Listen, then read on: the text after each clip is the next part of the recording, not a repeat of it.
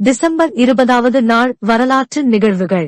Soviet ஒன்றியத்தின் முதலாவது இரகசிய காவல்துறை சேக்கா அமைக்கப்பட்டது 1917.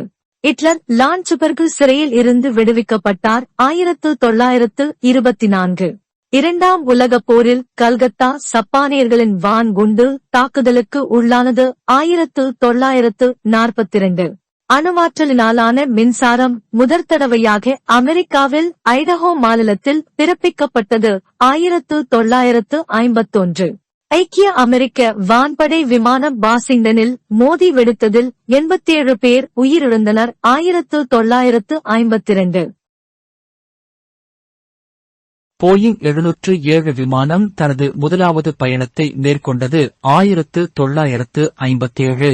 பிலிப்பீன்ஸில் பயணிகள் கப்பல் ஒன்று எண்ணெய் தாங்கி கப்பலுடன் மோதி மூழ்கியதில் 4000 பேர் உயிரிழந்தனர் 1987.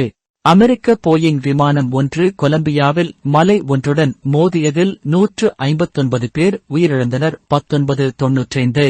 வட அயர்லாந்து பெல்பாஸ்ட் நகரில் உள்ள வங்கி ஒன்றில் இருந்து 26 பவுண்டு 5 மில்லியன் பணம் கொள்ளையிடப்பட்டது 2004. இரண்டாம் எலிசபெத் அதிக காலம் ஐக்கிய ராச்சியத்தின் ஆட்சியாளராக இருந்த பெருமையை பெற்றார் 2000. இந்திய கடலோர காவல்படை கப்பலான பிக்காஜி காமா இந்தியாவின் ஒரே செயல்படும் எரிமலையான பேரன் தீவில் தவிர்த்த 85 பேரை மீட்டது 2011. தமிழ்நாட்டில் சென்னையில் மக்களால் உருவாக்கப்பட்ட ஒரு கொடியின் மிகப்பெரிய பட மொசைக்கிற்காக கின்னஸ் உலக சாதனை படைக்கப்பட்டது 2014.